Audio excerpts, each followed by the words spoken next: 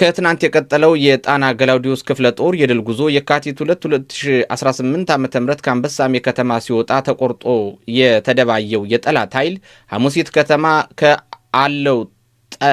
ካለው ጠላት ከተቀላቀለ በኋላ የካቲት 3 2018 ዓ.ም ከሐሙሲት ከተማ 2 ኪሎ ሜትር ወጣ ብሎ ቡራት ወይም ንፋስል ከተባለ ቦታ ላይ ምሽግ ሲቆፍር የዋለው የጠላት ኃይል ክንዱ የማይዝለው የገብርዬ የቀኝ እጅ የሆነው ጣና ገላውዲዮስ ክፍለ ጦር ከቀኑ 11 ሰዓት እስከ ምሽቱ 12 ሰዓት ተኩል ለአንድ ሰዓት ተኩል ብቻ በጨረሰ እልህ አስጨራሽ የውጊያ ትንቅንቅ ምሽጉ ሲሰበር ጠላት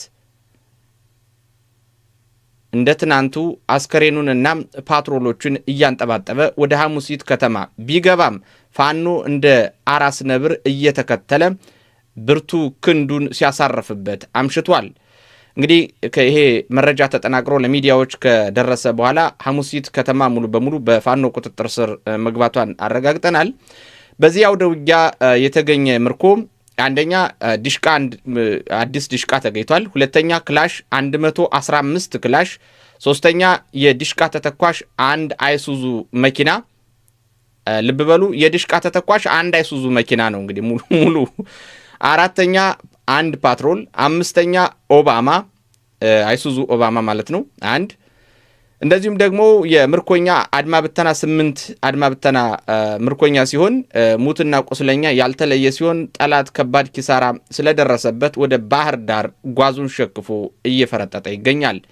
ህልውናችን በተባበረ ክንዳችን የአማራ ፋኖ ብሔራዊ ኃይል ሰሜን አማራ ቀጠና በላይ እዝ ሜጀር ጀነራል ውባንታ ባተ አንደኛ ኮር ጣና ገላውዲዮስ ክፍለ ጦር ህዝብ ግንኙነት ነው ይህንን መረጃ አጠናቅሮ የላከልን። እንዳልኳችሁ ቅድም ይሄ ዜና ከተላከልን በኋላ የሐሙሲት ከተማ በፋኖ ቁጥጥር ስር ውላ እንግዲህ የጸጥታውን የማረጋጋትና አካባቢውን በሙሉ ወደ ሰላማዊ እንቅስቃሴው እንዲመለስ የማድረግ ስራ እየሰሩ እንዳሉ ነው የመረጃ ምንጮቻችን የገለጹልን። እንደዚሁም ደግሞ ከዚህ መረጃ ከመላኩ በፊት ደግሞ ቋራ በኩል የተሰሩ ኦፕሬሽኖችን የሚዳስስ መረጃ እንደዚሁም ከመይሳው ካሳ ሁለተኛ ኮር ህዝብ ግንኙነት ተልኮልናል። 8ኛ ቀኑን ባስቆጠረው አውደ ውጊያ ያገዛዙ ጥምር ጦር አከርካሪውን ተመቷል። የመይሳው ካሳ ሁለተኛ ኮር አራቱንም ክፍለ ጦሮች ካራማራ ክፍለ ጦር፣ ፊታውራሪ ገበየው ክፍለ ጦር፣ ኦሜድላ ክፍለ ጦር፣ ነብሮ ብርጌድ፣ አድዋ ክፍለ ጦር ከቀጠናው አስተባባሪ ግብረ ኃይል ጋር በመጣመር ባገዛዙ ጥምር ጦር ላይ ከፍተኛ ሽንፈት ማድረስ ተችሏል። ያገዛዙ ጥምር ጦር በሁለት አቅጣጫ ከጎንደር በሻሁራ በኩልና በቋራ በደለጎ በኩል ያለ የሌለ ኃይሉን ይዞ ወደ ቀጠናው ገብቶ ክፉኛ ሽንፈትን ሲያስተናግድ ሰነባብቶ በትናንትናው ዕለት የካቲት 2 2018 ዓ.ም ከቀኑ 8 ሰዓት ተኩል እስከ 12 ሰዓት ከደለጎ ተነስቶ አባ ድግሱ የሰፈረውንና ከሻሁራ በኩል ተነስቶ ገንገን የሰፈረውን ዘጊ ኃይል በማዘጋጀት ከአጸደ ማርያምና ከጎንደር ተነስቶ ወደ ቀጠናው የገባውን ያገዛዙን ጦር ቆርጦ ከበባ ውስጥ በማስገባት መውጫ መግቢያ በማሳጣት ባይበገሪዎቹ የመይሳው ካሳ ልጆችና በቀጠናው ከተመደቡ የተቋም አመራሮች ጋር የተሰራው ጀብድ ጠላትን አንገት ያስደፋና በቀጠናው ያቀደውን ተግባር መፈጸም እንዳይችል ተደርጎ ከፍተኛ ቁጥር ያለው ኃይል ሙትና ቁስለኛውን እያዝረከረከ ሁሉም በየመጣበት ጨለማን ተገን አድርጎ ቀጠናውን ለቆ ፈርጥቷል። በአውደ ውጊያ ከተገኙ ድሎች መካከል ከፍተኛ ቁጥር ያለው የቁስ ኪሳራ ከማድረስ ባሻገር ያገዛዙ የሻለቃ ማዕረግ ያለው አመራር እስከ ወዲያኛው መሸኘቱን አረጋግጠናል። የሞተ የሻለቃ መሪን ጨምሮ ከ10 በላይ ሲሆን የቆሰለው ከ13 በላይ መሆኑን የመረጃ ምንጮች አረጋግጠዋል። ህልውናችን በተባበረ ክንዳችን የአማራ ፋኖ ብሔራዊ ንቅናቄ ሰሜን አማራ ቀጠና በላይ ዘለቀ እዝ መይሳው ካሳ ሁለተኛ ኮር ህዝብ ግንኙነት ነው የሚለው። እንግዲህ በዚሁ መረጃዎችን ፈጠን እያደረኩ ያቀበልኳችሁ ልሂድ። አሁን ደግሞ ወደ ምስራቅ አማራ ቀጠና ነው የማልፈው። በመደራጀት ላይ ያለው ራስ አንቺም ክፍለ ጦር በዘመቻ ማንደፍሮ ሁለተኛ ቀን በመቄት ወረዳና ጋይንት አዋሳኝ ቦታዎች በርካታውን በመደምሰስ ቀሪውን በመማረክ ታላቅ ጀብድ ተጎናጽፏል። የአማራ ፋኖ ብሔራዊ ንቅናቄ ምስራቅ አማራ ቀጠና ምኒልክ እዝ ላስታ ጀነራል አሳምነው ጽጌ ኮር ስር በመደራጀት ላይ ያለው ራስ አንቺም ክፍለ ጦር የክፍለ ጦሩ ዘመቻ በነበረው ማንደፍሮ ሙላቲ ስም በተሰየመ ሁለተኛ ቀን ዘመቻ ከደቡብ ጎንደር ጋይንት ንፋስ መውጫ ከተማ ፈርሶ ሲፈረጥጥ በነበር የጠላት ዘብ ላይ ከፍተኛ ድል ያስመዘገበ ሲሆን በሰብአዊ ምርኮም ቢሆን በመሳሪያ ምርኮም በከፍተኛ ሁኔታ ተንበሽብሿል። ክፍለ ጦሩ በዋና አዛዡ አርበኛ ሙቀት ሞላ እየተመራ በሰብአዊ ምርኮ ደግሞ 17 ሚሊሻ፣ 2 ፖሊስና 1 አድማ ብተና እንዲሁም 1 ብሬን፣ 27 ክላሽንኮቭ፣ 1500 የክላሽና 970 የብሬን ተተኳሽ፣ 55 የክላሽ ካዘና፣ 22 የወገብ ትጥቅ ምርኮ ተገኝቷል። መዳረሻው ድልና ነጻነት የሆነው የአማራ ሕዝብ የህልውና ተጋድሎ ተጠናክሮ ይቀጥላል። እንግዲህ መረጃውን የላከልን የአማራ ፋኖ ብሔራዊ ንቅናቄ ምስራቅ አማራ ቀጠና ምኒልክ እዝ ነው። ዛሬ የካቲት 3 2018 ዓ.ም ተጠናክሮ የተላከ መረጃ ነው። አሁንም መረጃዎቻችን እንደቀጠሉ ሲሆን አሁን ደግሞ በቀጥታ የምናልፈው አገዛዙ ንጹሃንን እየጨፈጨፈ እንደሆነ የተላከልን አንድ መረጃ ነው። ፋሽስቱ አገዛዝ ብልጽግና ሲቪሊያንን በመጨፍጨፍ ላይ ይገኛል። የአማራ ፋኖ ብሔራዊ ንቅናቄ ምኒልክ እዝ ልጅ ኢያሱ ኮር የጎፍ ክፍለ ጦር በሚንቀሳቀስበት ደቡብ ወሎ ወረኢሉ ወረዳ ቁልምቢ እና አካባቢዋ ከ30 በላይ መኪና ጨፍጫፊና ወራሪ ኃይሉን ራሱን የአገር መከላከያ ብሎ የሚጠራውን ጨፍጫፊ ኃይል እንዲሁም አገር አፍራሽ ግብስብስ የግለሰብ ዙፋን አስጠባቂ ቡድን ሌሊቱን ወገን ላይ ከበባ ለማድረግ ቢሞክርም ቀድመው መረጃ የነበራቸው የገፎቹ ደፈጣ በመያዝና ስበው ወደ ገዥ ቦታ በማስገባት በተለይ የክፍለ ጦሩ ሞርታር ምድብተኞች ጠላትን ታርጌት ያደረገ ምት የፈጸሙ ሲሆን የጠላት አንድ ዙ 23 አንድ ሞርታር ከጥቅም ውጭ ሆኗል። በተጨማሪም የስርዓቱ በርካታ ገረድ ሰራዊት ሙትና ቁስለኛ ሆኖበታል። በደረሰበት ምት የተበሳጨው ስርዓቱ 122 ቢኤም መድፍ ጉጉፍቱ ላይ በመጥመድ 6 ንጹሃንን የገደለ ሲሆን በርካታ ቤትና ንብረት አውድሟል። በወደመበት ዙ 23 ይቅርታ በወደመበት ለማለት ነው። ዙ 23 ተቀያሪ ሌላ ዙ 23 ወደ ቀጠናው እያመጣ እንደሚገኝ አረጋግጠናል። በህዝቡ ላይ ማህበራዊና ኢኮኖሚያዊ ምስቅልቅል ሲያደርስ የቆየው የብልጽግና አገዛዝ በከባድ መሳሪያዎች ሲቪሊያንን መጨፍጨፍ ተያይዞታል። በጀነራል አድማሱ አለሙና በጀነራል ዘውዱ ሰጣርጌ የሚመራው 11ኛ እዝ እና ቀጠናው ላይ የተሰማራው ሪፐብሊካን ጋርድ ቢኤምና መድፍን በመጠቀም ወግዲ ወረዳ የፈጸመውን አስከፊ የንጹሃን ጭፍጨፋ በወረይሉ ለመድገም ኃይሉን ይዞ ገብቷል። ከጅምሩ 6 ንጹሃንን መግደሉን ዛሬ መረጃ ያቀበሉን የመረጃ ምንጮቻችን አረጋግጠዋል። በመሆኑም ይህ አረመኔ አገዛዝ እንደ ህዝብ የአወጀብንን የዘር ማጥፋት ጦርነት መመከት ብሎም መቀልበስ አማራጭ የሌለው የትውልዱ ግዴታ በመሆኑ ከመቼውም ጊዜ በላይ መላው ህዝባችን ለህልውና በጋራ እንዲቆም ጥሪ እናቀርባለን ይላል። በተጨማሪም የስልክና የኢንተርኔት ግንኙነቶችን በሰሜን ሸዋ፣ በምስራቅ ጎጃም እና በደቡብ ወሎ አዋሳኝ ቦታዎች ሙሉ በሙሉ በመዝጋት አረመኔው አገዛዝ በንጹሃን ላይ ያነጣጠሩ ተመሳሳይ ወንጀሎችን በመፈጸም ላይ እንደሆነ ለማረጋገጥ ችለናል። እዚህ ላይ እንግዲህ ሰሜን ሸዋ አቅጣጫ ለመጥቀስ እንደተጠቀሙበት በቅንፍ አመላክተዋል። በጣም ከትልቅ ይቅርታ ጋር ያው ሸዋ ተብሎ ነው የሚጠራው፣ ነገር ግን አቅጣጫ ለመጥቀስ ነው ይህንን የተጠቀምን ብለው በቅንፍ ነው ዜናው ላይ ይላኩልን። አገዛዙ የዓለም አቀፍ የጦርነት ህግን መሰረታዊያን የሆኑትን ንጹሃንን ከጥቃት የመጠበቅ ግዴታ በመተላለፍ የዘር ማጥፋት ወንጀል በመፈጸም የአፍሪካ ህብረት፣ የሰብአዊ መብት ተሟጋች ተቋማት፣ የተባበሩት መንግስታት እንዲሁም በአማራ ህዝብ ላይ የተፈጸመ ያለ ዘር ማጥፋት የሚገዳችሁና ጉዳዩ የሚመለከታችሁ አካላት ሁሉ ይህንን የጦር ወንጀል በመቃወም የሰብአዊነት ግዴታችሁ እንድትወጡ ጥሪያችንን እናቀርባለን ይላል። ህልውናችን በተባበረ ክንዳችን የአማራ ፋኖ ብሔራዊ ንቅናቄ ምኒልክ እዝ ልጅ ኢያሱ ኮር የጎፍ ክፍለ ጦር ህዝብ ግንኙነት ዛሬ የካቲት 3 2018 ዓ.ም እንግዲህ ጥሬ መረጃዎችን ወደ እናንተ እያደረስን የምንገኘው ቅድም እንደገለጽኩት በዋናነት ለነገ መረጃ ቢፈለግ ምን ተብሎ ተጽፎ ነበረ፣ ማን ምን ብሎ መቼ ጽፎ ነበር የሚሉትን መረጃ የሚፈልጉ ሰዎች ቢኖሩ ለነሱ ይጠቅም ዘንድ ነው እንደወረደ ወደ እናንተ የምናቀርበው። እንደማያሰለቻችሁ ተስፋ እናደርጋለን። አሁን ደግሞ ወደ መጨረሻው መረጃ ልለፍ። ከ400 በላይ ሚሊሻና ፖሊስ ያለምንም ውጊያ እጅ በመስጠት የብልጽግናን ሴራ አክሽፏል ይለናል። እንግዲህ አማራ ሰፋ የላከልን መረጃ ነው። በደቡባዊ ጎንደር ሙሉ ወረዳዎች በፋኖ ተይዘው ቀናት ተቆጥረዋል። ይህም የሆነው የዞኑ አስተዳደርና የእጅ አሰጪ ደላላው የቀጠናው ፋኖ ጸድቷል፣ የትግል ፋይሉም ተዘግቷል፣ የትግል ፋይሉን ዘግቶም ገብቷል፣ ዞኑን በራሳችን አቅም እንጠብቃለን ማለታቸውን ተከትሎ ሲሆን በዚህ ውጊያ ብዙ ወረዳዎች ላይ ውጊያ ተደርጎ የሞተ ሚሊሻና ፖሊስ ቢኖርም ሰዴ ሙጃ ወረዳ ያለምንም ውጊያ በቀጠናው ለሚገኘው አማራ ፋኖ ብሔራዊ ንቅናቄ ጎንደር ጠቅላይ ግዛት እዝ 206ኛ ከፍ ያለው ደሴ ኮር ገብርዬ ክፍለ ጦርና ጀነራል ኃይሌ ዘውባንተ ክፍለ ጦር በሰላማዊ መንገድ ያለ ውጊያ እጅ መስጠቱን አረጋግጠናል።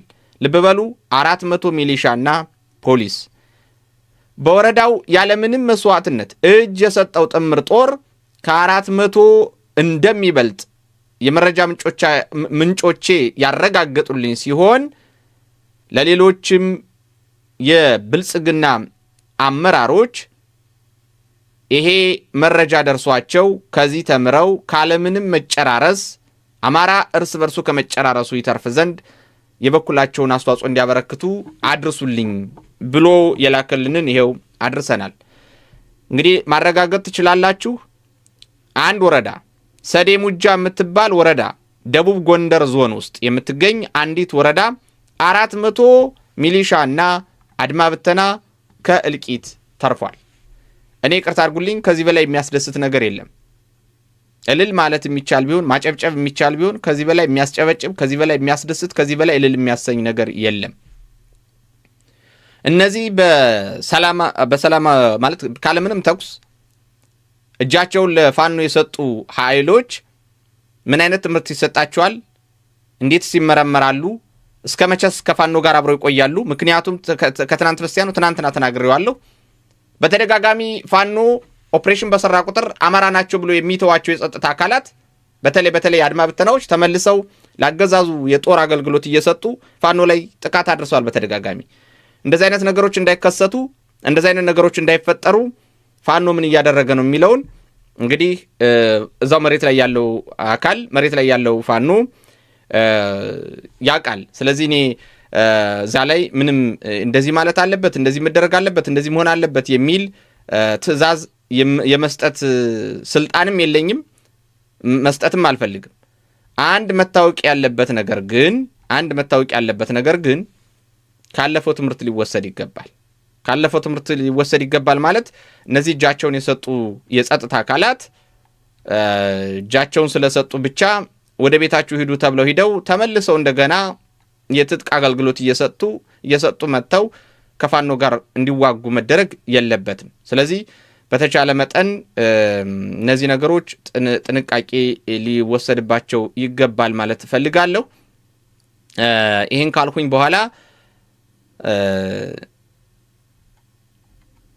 ከሁሉም በላይ የሚያስደስተው አስባችሁታል? 400 ሚሊሻና 400 ፖሊስ ተረፈ ማለት 400 ሚሊሻና 400 ፖሊስ ተረፈ ማለት ለአማራ የሚያስብ ሰው ካለ 400 ቤተሰብ ከመበተን ዳነ ማለት ነው። ይሄ መጀመሪያው ነው። 400 ቤተሰብ ከመበተን ዳነ። 400ዎቹ ቢሞቱ ምን ያክል ፋኖ ይሞታል? አንድ ፋኖም ቢሆን በእነዚህ ሰዎች መሞት የለበትም።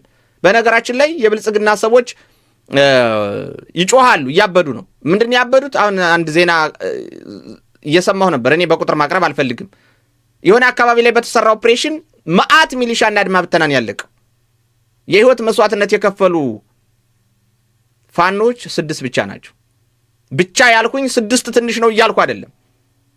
እኔ በጣም ይቅርታ አድርጉልኝና መንዝር ብባል እኔ አንድ ፋኖ በ1 ሚሊዮን ሚሊሻን የምመነዝረው፣ ለዛውም እኩል አይሆኑም። በግሌ እንደዚህ ነው የምመነዝረው። አይም ሶሪ፣ በጣም ይቅርታ። አንድ ፋኖ፣ አንድ እግረኛ ፋኖ ከ1 ሚሊዮን ሚሊሻ ነው የምመነዝረው። ስለዚህ እነዚህ 400ዎች በህይወት ምንም ሳይሆኑ እጃቸውን ሰጠው ተረፉ ማለት 400 ቤተሰብ ከመበተን ዳነ ማለት ነው። እያንዳንዳቸው ሁለት ልጅ ቢኖራቸው 800 ልጆች ከወላጅ አልባነት ከአባት አልባነት ተረፉ ማለት ነው። 400 ሴቶች ባል አልባ ከመሆን ተረፉ ማለት ነው። 800 ወላጆች ጧሪ ቀባሪ አጥተው ከመቅረት ዳኑ ማለት ነው። አሁን ይሄ በቀላሉ የሚታየው ማንኛውም ሰው አይቶ የሚገልጸው ነገር ነው። ኢኮኖሚካል ቫልዩ ብታስቡት ደግሞ እነዛ ከ400ዎች ውስጥ ስንት ዲግሪ ያለው አለ? ስንት ያልተማረ አለ? ስንት የተማረ አለ? ስንት አርሶ አደር አለ? በአጠቃላይ ይህንን ስታቲስቲክሱን ወስዶ መንዝሮ የተማረው ኃይል ምን ያክል አስተዋጽኦ ያበረክታል? አርሶ አደሩ ምን አይነት የኢኮኖሚ ቫልዩ ላይ ምን አይነት ቫልዩ አድ ያደርጋል?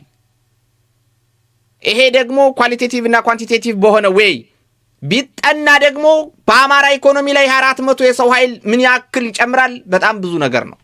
ይሄንን ማትረፍ ማለት አንደኛ ተታክሶ ፋኖ ጋር ተታክሶ የሚያጠፉት በተኩስ ልውውጥ የሚያልቀው ጥይትና የሚወድመው ጥይት የሚያልፈው ህይወት የፋኖም ሆነ የነሱ ሁሎችም አማራ ስለሆኑ እኔ እውነት ለመናገር ይሄንን 400 የጥምር ጦር የሚባል ኃይል ጠርንፎ ተደራድሮ ትናንትና ተናግሬያለሁ ዩቲዩብ ላይ በሰራው ፕሮግራም እየተደራደሩ ያሉ ብያችሁ ነበር። ብልጥ ሆኖ ተደራድሮ ይሄንን 400 ኃይል በህይወት ያተረፈ አመራር የምር ሊሸለም ይገባል። በቃ አማራነት ይሄ ነው። መስሎት ሊሆን ይችላል፣ በሆነ ምክንያት ሊሆን ይችላል፣ ምናልባትም ቀኘ ሊሆን ይችላል። ማቀው ነገር የለኝም ነው ያልኩ አይደለም። ምን ያላቀውም አሁን ማን ጠርናፊው ማን እንደሆነ ተደራዳሪው ማን እንደሆነ ማቀው ነገር የለም። ነገር ግን ምናልባትም ቀኘ ሊሆን ይችላል፣ አይታወቅም። በሆነ ምክንያት ገብቶ ደግሞ አማራነቱ ልክ እንደ መድፌ የሚጠዘጥዘው የሚወጋው ሊሆን ይችላል። በኤኒ ሚንስ ግን ይሄንን 400 ነፍስ ማዳን ትልቅ ስኬት ነው። ትልቅ ስኬት ነው። ስለዚህ እኔ በጣም ነው የማመሰግነው በግሌ የምር ነው ይሄንን የሰራችሁ የፋኖ አመራሮች፣ የተደራደራችሁ የፋኖ አመራሮች፣ በተለይ የተደራደራችሁና ይሄንን 400 ነፍስ ያተረፋችሁ የጠርናፊ አመራሮች በጣም ልትመሰገኑ ይገባል። ሌሎችም ከናንተ ቢማሩ። በእርግጥ ብአዴን ጭንቅላቱ አተር የሚያክል ነው፣ ከዛ የሚበልጥ ስላልሆነ ይሄ የአተር ጭንቅላት ያለው ብአዴን የተለየ ነገር ይሰራል ብዬ ባልገምትም፣ ግን እጅግ በጣም ደስ የሚል ነገር ነው። እኔ ደስ ብሎኛል። የመሳደብ ወር ደግሞ ምንድነው የማራከስ ሱስ ስላለብኝ አይደለም። ሚሊሻ ሳራክስም ሙሉ ሲነግሩት ስለማይሰማ ደንቆሮ ስለሆነ በማያገባው ጦርነት ገብቶ ለኦሮሙማው ነገ ለሚሰለቅጠው ወገባ አገዳውን ሰብሮ ለጣለው ኦሮሙማ እኔ ሞትልሃለሁ ብሎ ለኦሮሙማ ወንበር እየሞተ ስለሆነ ነው። መቼም ለቀንዳውጣ ነው አትሉኝም? መቼም ለቀንዳውጣ ነው እኔ የምዋጋ ሚል ሚሊሻ ይኖራል ብዬ አላስብም። ለነገሩ ይኖራል እኮ ምን ይታወቃል ለቀንዳውጣ። ስለዚህ እኔ በጣም ደስ ብሎኛል። ሌሎቻችሁም በዚሁ ብትቀጥሉ፣ በዚሁ ብትበረቱ፣ ሌሎች አካባቢ ያላችሁትም ትልቅ ነገር ነው ማለት ፈልጋለሁ። ሌላው የሸዋው ጭፍጨፋ፣ ሸዋ ላይ እየተደረገ ያለው ጭፍጨፋ አሁንም አልወጣም። በተቻለ መጠን ባካችሁ ሸዋ ላይ ያለውን ጭፍጨፋ አውጡት። በእንግሊዝኛም ትራንስሌት አድርገን ለጆርናሎችም እንድንልክ፣ ለዓለም አቀፍ ሚዲያዎችም እንድንልክ። ምክንያቱም የዓለም አቀፍ ሚዲያዎች ሲያቀርቡት ነው ተጽዕኖ የሚጨምረው።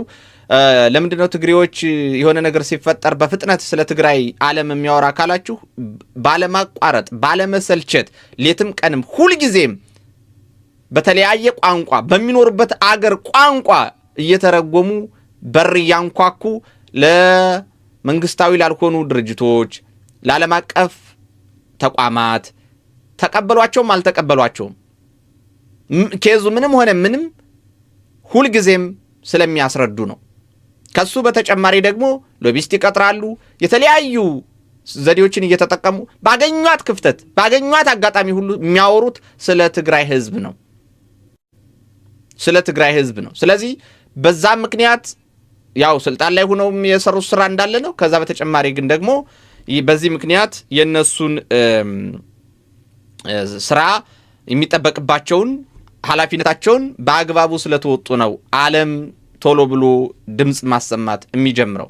እኛንን እየሰራን ነው ወይ? ደጋግሜ ተናግሬዋለሁ። እየሰራን አይደለም፣ አስበነው አናቅ። እንደውም ብዙዎቻችን ያንን ልንሰራ የሚገባን ሰዎች ከመስራት ይልቅ ምን ተባለ ብለን መረጃ ለመስማት ነው የምንመጣው። ምን ተደረገ ብለን መረጃ ለመስማት ነው የምንመጣው። እንደዚህ አይነት ነገሮች ላይ ብናተኩር ይሄ በተለይ ሎቢ ማድረግ ላይ አድቮኬሲ ላይ ብናተኩር ጥሩ ነው ማለት ፈልጋለሁ። ሌላው የአጠቃላይ ቅድም እንዳነሳሁት የሚሊሻው የአድማ ብተናና የካድሬ ጉዳይ ላይ አሁንም በአጽንኦት መስጠት እንፈልገው እጃቸውን የሚሰጡ የአድማ ብተና የሚሊሻና የካድሬ አባላት እኔ ይወቀጡ፣ ይረሸኑ፣ ይሸለሙ ምንትስ የሚባል ነገር አይመለከተኝም። ይሄ የፋኖ ኃላፊነት ነው፣ የኔ አይደለም። ነገር ግን ደጋግሜ ሪማይንድ ማድረግ የምፈልገው ደጋግሜ ማስታወስ የምፈልገው ደጋግሜ መንገር የምፈልገው ግን ከዚህ በፊት የተሰራው ፎልት አሁንም መደገም የለበትም። ተመልሰው ባይመጡ እኔ አልናገርም ነበር። ተመልሰው ባይመጡ ደብረ ማርቆስ ላይ ስንት ጀግና ፋኖ አመራሮችን አጥተናል።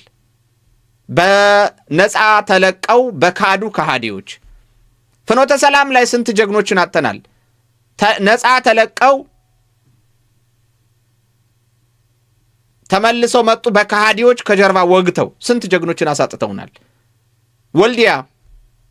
ወልዲያ እንትኑ ይሄ ስቴዲየም ውስጥ የነበሩ በርካታ የአድማ ብተና አባላት የዛን ሰዓት ላይ አድማ ብተና አይደለም ልዩ ኃይል ነበር የሚባሉት ተለቀው ተመልሰው መጥተው ስንት ጀግኖችን ወግተው አሳጥተውናል።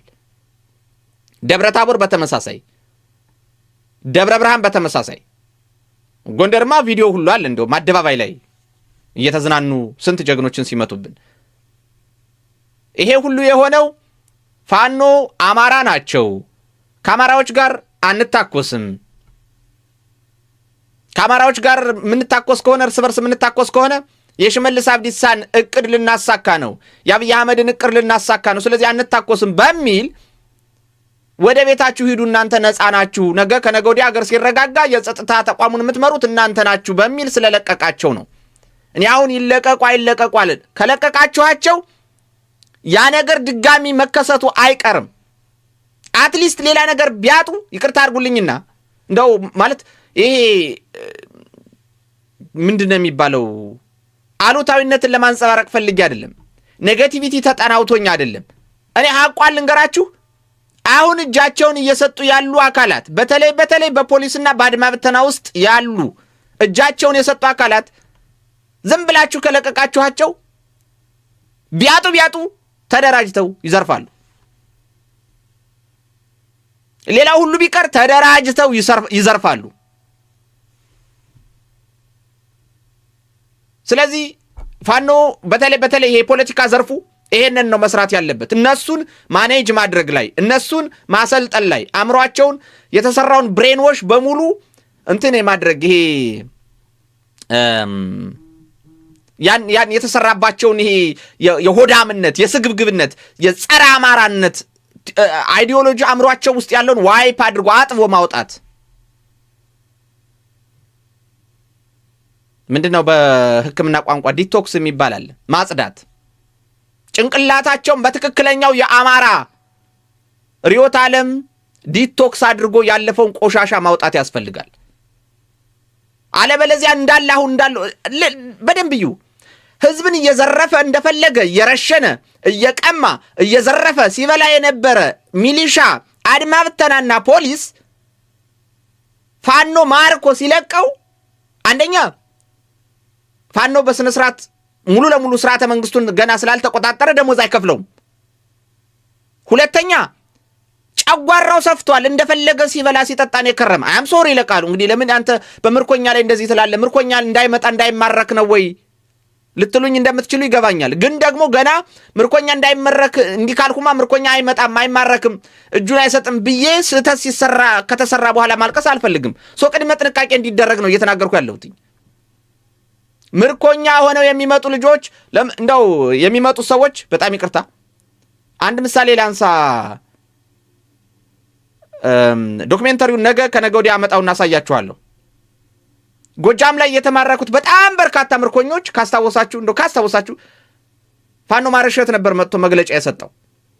የሆነ ቦታ ላይ ወሰዷቸውና አንድ ወር አሰለጠኑና ነጭ ቲሸርት አልብሰው ሚሊሾች ነበሩ በዛ ውስጥ። አሁን ዛሬ አድማ ብተና የተባሉት የዛኔ ልዩ ኃይል ነበር የሚባሉት እነሱ ነበሩበት፣ ፖሊሶች ነበሩበት፣ ኢቭን ባለስልጣናት ነበሩ። የአማራ ፋኖ በጎጃም የዛን ሰዓት እንደውም የአማራ ፋኖ በጎጃም ገና ብዙ እንትን አላለም ነበረ። አንድ ወር ምናምን አሰልጥነው በስነ ስርዓት ሂዱ ወደ ቤታችሁ ብለው ለቀቋቸው። ሁሉም ባለስልጣን የነበረውም ባለስልጣን የሆነው፣ ሚሊሻ የነበረው ሚሊሻን የሆነው፣ ፖሊስ የነበረው ፖሊስን የሆነው። ነገር ግን ፋኖ በስነ ስርዓት ተንከባክቦ እያበላ እያጠጣ ልብሳቸውን ቀይሮ ስልጠና ሰጥቶ አንድ ወር ነበር የለቀቃቸው። ተመልሰው መጣው ግን እየወጉ ናቸው። አሁንም ያንን አያድርግ እያልኩ አይደለም። ማድረግ በቃ ይሄን የሚያስፈልገው የእጃቸውን የሚሰጡ የሚሊሻ የአድማ ብተናና የፖሊስ አባላትን አእምሯቸውን ዲቶክስ አድርጎ አጥቦ አውጥቶ በትክክለኛው የአማራነት አይዲዮሎጂ እንዲተካ አድርጎ በተለይ ይሄ ፖሊስ ላይና አድማ ብተና ላይ የቆዩትን ከጸጥታ ኃይሉ ጋር አቀናጅቶ ከፋኖ ጋር እንዲሆኑ ማድረግ ይሻላል፣ ወደ ቤታችሁ ሂዱ ብሎ ከመልቀቅ። ይሄ ነው ማለት የግል እይታዬ ነው። እንግዲህ መሬት ላይ ያላችሁት እናንተ ታውቃላችሁ ከኔ በላይ። እኔ የሚታየኝ እንደ ሚዲያ ላይ እንዳለው ሁሉና እንደሚደርሱኝ በጣም በርካታ መረጃዎች ከዚህ በፊት እየተያዙ የሚለቀቁ የሚሊሻና የአድማ ብተና አባላት እየተመለሱ እየመጡ ብዙ ዋጋ እያስከፈሉ ስለሆነ በተቻለ መጠን በየአካባቢው የሚመጡ የሚማረኩ እጃቸውን የሚሰጡ ወንድሞቻችን ናቸው። አዎ አማራ ናቸው። ምን ማድረግ አይቻልም። ሚሊሻም አድማ ብተናም ያለው አማራጭ ምንድን ነው? የግዴታ ብሬን ዎሽ መደረግ አለባቸው። ያ አእምሯቸው ውስጥ ያለው ቆሻሻ ነገር መውጣት አለበት። በቃ አማራነትን፣ ፋኖነትን፣ ለአማራ መሞትን መላበስ መቻል አለባቸው። ይሄ እንደው እንደ ተጨማሪ ልናገር ስለፈለኩኝ ነው። ትእዛዝ እየሰጠሁ አይደለም። አንተ እሱ ቁጭ ብለህ ምንም የማታደርገውን እንደዚህ ብለህ የምታወራ ልትሉኝ እንደምትችሉ ገምታለሁ። ግን ደግሞ ሳልናገር ከማልፍ ነው። ያው መቼስ ሚዲያ ላይ ስላለው ነው። ሚዲያ ላይ መቼም አላርስ አልቆፍር ላወራ ነው የመጣሁት። ስለዚህ ላወራ ስለመጣሁ ነው የማወራው። የማይጠቅም ከሆነ ጀስት ኢግኖር አድርጉት። እኔ ግን ይጠቅማል ብዬ ስላሰብኩ ነው የምናገረው። በተቻለ መጠን የፖለቲካ ቡድኑ ይሄንን ስልጠና መስጠት፣ ይሄንን ኮንትሮል ማድረግ፣ እነዚህን ሰዎች አእምሯቸውን አማራነት አላብሶ ማውጣት የግድ ነው። ማወቅ ያለባችሁ ደግሞ ያለው የቅድሙን ደሞዝ እየተከፈለው ፖሊስ ሆኖ ደሞዝ እየተከፈለው አድማ ብተና ሆኖ ደሞዝ እየተከፈለው በዚህ የጸጥታ ተቋም በሚባለው ውስጥ ገብቶ እየበላ እየጠጣ እንደፈለገ እየዘረፈ እንደፈለገ እየቀማ እንደፈለገ እየረሸነ እንደፈለገ የንጹሃንን በሬ አርዶ እየበላ ሲጨፍር የከረመ ሚሊሻ አድማ ብተናና ፖሊስ ትጥቁን አስፈትተህ ወደ ቤቱ ብትልከው ከባሌም ከቦሌም ብሎ ትጥቅ ይዞ ተደራጅቶ ይዘርፋል።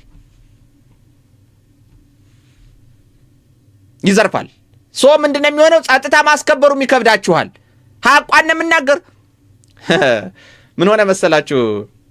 ደብረ ማርቆስ አካባቢ ላይ ልክ በአዴን ሲመታ በጣም በርካታዎቹ ጫግነው ወደ በረሃ ገቡ እና ባለስልጣናቶቹ በተለይ ከዞን ላይ የነበሩና ከዞን ደግሞ ወረዳ ላይ የነበሩ ጸጥታው ላይ የነበሩ ባለስልጣን የነበሩ የወረዳም የዞንም ባለስልጣናት ሰብሰብ ባሉና ተመሳሳይ ፋኖ መሰረቱ። የት?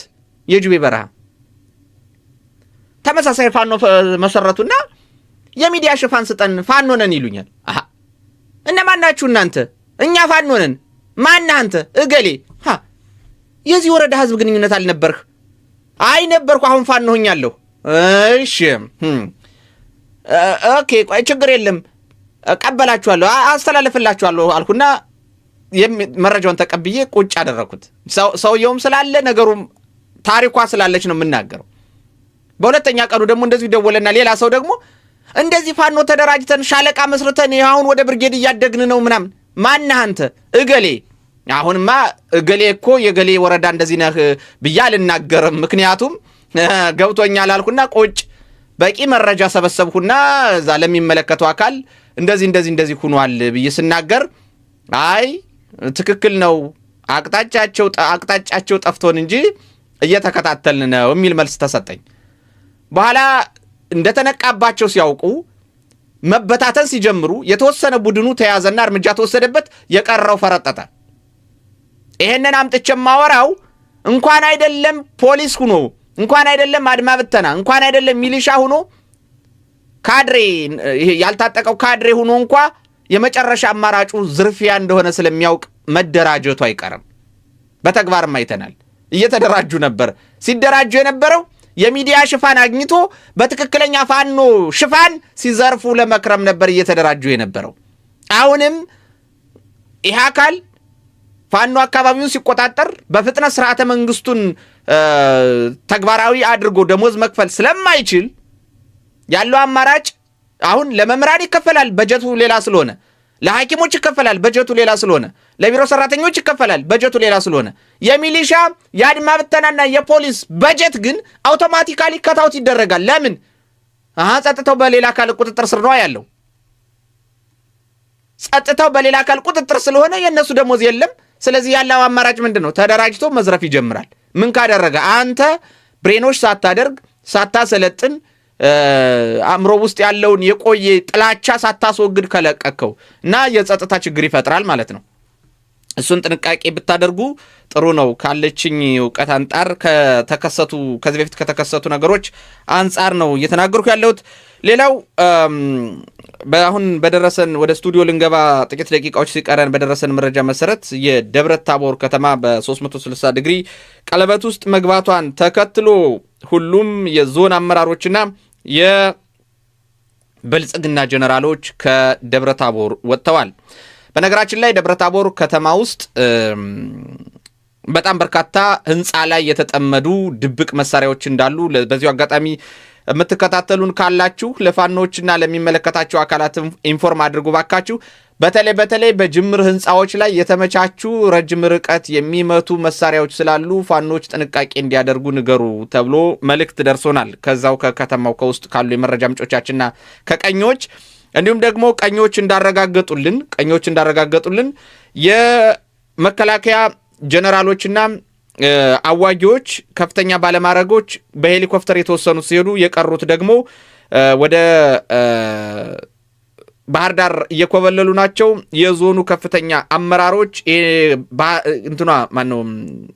ደብረ ታቦር ከተማ ሙሉ በሙሉ መከበቧን ተከትሎ እየፈረጠጡ እንደሆነ ነው የመረጃ ምንጮቻችን የገለጹልን። ስለዚህ የብልጽግና ካድሬ እየፈረጠጠ ነው። ሙሉ ደቡብ ጎንደርን ለቆ እየወጣ ነው። የቀረችው ደብረ ታቦር ነች። ደብረ ታቦርን ለቆ እየፈረጠጠ ነው ተብሏል። እንግዲህ ምናልባት ባህር ዳር ሆነው ደብረ ታቦርን ደቡብ ጎንደርን ያስተዳድሩ ይሆን? የርቀት ትምህርት እንጂ የርቀት ስልጣን እንደሌለ እናውቃለን እና ያስተዳድሩ ይሆን የሚል ጥያቄ እናነሳለን። በሁለተኛው ደግሞ ባህር ዳርስ ዋስትና አላቸው ወይ ነው አሁን ትልቁ ጥያቄ። ደግሞ ባህር ዳርስ ዋስትና አላችሁ? እኔ አሁን የብልጽግና ካድሬዎች ቀበሌ ሲያዝ ከቀበሌ ወደ ወረዳ ትፈረጥጣለህ፣ ወረዳ ሲያዝ ወደ ዞን ትፈረጥጣለህ፣ ዞኑ ሲያዝ ወደ ክልሉ ትፈረጥጣለህ። እሺ ነገ ጠዋት ባህር ዳር ብትያዝ የት አባህ ልትገባ ነው? አዲስ አበባ እና አዲስ አበባ ማትያዝም? እስከ መቼ ድረስ ነው ግፍ እየፈጸማችሁ ግፍ እያሳደዳችሁ የሰራችሁት ግፍ መልሶ እያሳደዳችሁ እንደ ዛፍ ላይ እንደምትሯሯጥ ጦጣ ከወረዳ ወረዳ ከቀበሌ ቀበሌ ከዞን ዞን ስትሯሯጥ የምትኖሩት? የት ልትገቡ ነው? ባህር ዳር ዙሪያ ፋኖ የለም? ባህር ዳር በሚገርም ሁኔታ ልንገራችሁ፣ አሁን የዞኑ ከፍተኛ አመራሮች ከደብረ ታቦር ወጥተዋል። የዞኑ የወታደራዊም የሲቪል አመራሮችም ነው የወጡት። የወታደራዊም የሲቪልም አመራሮች ወጥተዋል። ማን የቀረ? አርሶ በሊ ሚሊሻ። ማን የቀረ? ድሃ የድሃ ልጅ ፖሊስ። ማን የቀረ? ድሃ የድሃ ልጅ አድማ ብተና። የዕለት ከርሱን ስለሞሉለት ብቻ አባቱ በኢኮኖሚ የተራቆተ እናቱ በኢኮኖሚ የተራቆተች ሆን ተብሎ ላለፉት 50 ዓመታት ስልጣን ላይ ባሉ አካላት በፖሊሲ ምን የመሰለ ለም መሬት ተቀምጦ በቤቱ ጥግ ስር የሚፈስ ወንዝ ተቀምጦ ዓመት ከዓመት የማያዛንፍ ወቅቱን የጠበቀ ዝናብ ሳያጣ አርሶና እንደ ፋርሶ እንኳን አይደለም ለሀገሩ ለውጭ ኤክስፖርት ማድረግ የሚችል ማብቀል የሚችል መሬት እያለው በተጠና መንገድ ድሃ እንዲሆን የተደረገ ቤተሰቡ ስላለ ብቻ ድሃ ላደረገው ስርዓት ድሃ ላደረገው አገዛዝ ህይወቱን አሳልፎ የሚሰጥ ሚሊሻ አድማ ብተናና ፖሊስ ሊታኮስ ተቀምጧል።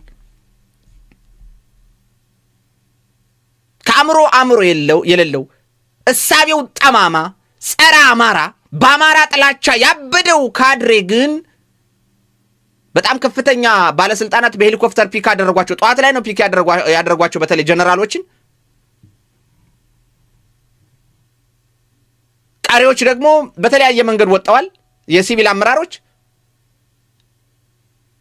በብርድ እየተንቀጠቀጠ ሞቱን የሚጠባበቅ የገዛ ወንድሙን ሊገል የሚጠብቅ ደግሞ ሚሊሻ አድማ ብተናና ፖሊስ አለ።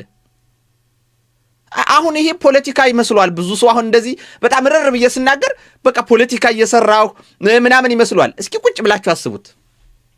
ወንድማችሁ ቢሆን አጎታችሁ ቢሆን እህታችሁ ብትሆን ብላችሁ አስቡት። የእናታችሁ የአባታችሁ ልጅ ለማን ነው የምትዋጋው ብላችሁ ጠይቁት። ለአብይ አህመድ ለማን ነው የምትዋጋው?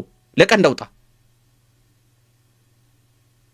እነ ቀንዳውጣና አብይ አህመድ የአማራን ህዝብ ምን እያደረጉት ነው? እያሰቃዩት። እነ ምን ሆነን የምትዋጋ ብላችሁ ጠይቁት እስኪ። እኔ በጣም እኮ ነው ግራ የሚገባኝ። የምር አስቢው እንዴ ምናልባት የኛ ያልገባን እነሱ የገባቸው ስህተት አለ ይሆን እላለሁ። ለምን እንደምትዋጋው ተብሎ ቢጠይቅ ምንድነው መልሱ? የአገሬን ሰላም ለመጠበቅ ጽንፈኛው ምናምን ለማለት ይላል። ለምን ታዲያ አመራሩ ይፈረጥጣል? ለምን አመራሩ ይፈረጥጣል?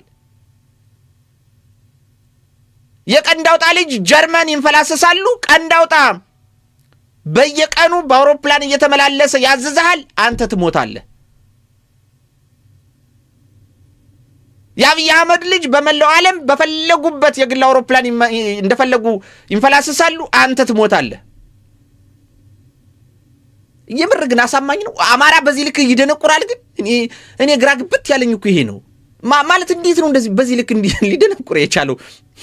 መድፌ ወግተውናል ይሆን እንደው ማደንቆሪያ? ምን አገባኝ የሚል እኮ አማራ ነበርኩ። አታስታውሱም? እኔ ለጥቅም አላገኝበት ምን አገባኝ ይል ነበር። እንዴት ዛሬ ለ5,000 ብር እንዴት ትሞታለህ ተብሎ ሚሊሻ ቢጠየቅ ምንድነው መልሱ?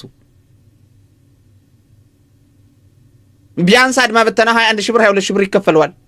ከዛ በተጨማሪ የሚዘርፈው ይሄ ምንድነው የቤቱ የሚዘርፈው የሚቀመው አለ። እኔ የምር ብቻ የሆነ የሚወጓቸው መድፌ ከሌለ በስተቀር እንዴት ሊደነዝዙ እንደቻሉ አላውቅም። የወረዳ አስተዳዳሪ እንኳን ሰው ሆኖ ለጊዜው ቁጥሩን መናገር አልፈልግም። በኩንታል ብር ሞልቶ ይዞ ሲፈረጥጥ ነው እጅ ከፈንጅ የተያዘው። የሆነ ወረዳ ላይ መናገር አልፈልግም። ያንን እኔ ለጠላት ግባት የሚሆን መረጃ መስጠት ስለማልፈልግ በኩንታል ብር ሞልቶ ይዞ ከነ የሚንቀሳቀስበት ፓትሮል ነው ዛሬ በቁጥጥር ስር የዋለው። ዛሬ አስቡት። የወረዳ አስተዳዳሪ ሚሊሻ ቀጥሮ አበል እየሰጠ አማራን እርስ በርስ ሲያጨፋጭፍ ሰንብቶ መጨረሻ ላይ ሲወጣ በፓትሮል ሙሉ ኩንታል ሙሉ ብር ሞልቶ ነው ዞ ሲሄድ የተገኘው። በነገራችን ላይ ቲፒኤልኤፍ ወደ ደብረ ታቦር በተጠጋች ጊዜ እነ ሽጉጤ እና አብርሃም አለኸኝ እና መሰሎቻቸው 9 ሚሊዮን 8 ሚሊዮን 6 ሚሊዮን ምናምን ካብቁተ ይዘው እንደሄዱ እንደዘረፉ በሚዲያ ተጋልጦ ነበር። በተመሳሳይ ዛሬና ትናንትና ደቡብ ጎንደር ላይ አንድ ወረዳ ላይ ብቻ አይደለም፣ አንድ ሰው ብቻም አይደለም። እኔ እንዳልኳችሁ በሚጠቅም መንገድ ወንድሞቻችን ይግለጹት። አሁን እኔ ለጥላት ግባት በሚሆን መልኩ ላቀርበው አልፈልግም። ብታምኑም ባታምኑም ያብቁተና የባንክን ካዘና እየገለበጡ በፓትሮል ጭነው በኩንታል እየሞሉ ብሩን ይዘው ሲሄዱ እጅ ከፈንጅ ነው የተያዙት። እና የመንግስት አፈቀላጤዎች ብልጽግና ብር አውጥቶ ዞ ሲሄድ ፋኖች ቀሙ ብለው ዜና ይሰራሉ ብዬ ስጠብቅ እስካሁን አልሰሩም። መቼ እንደሚሰሩት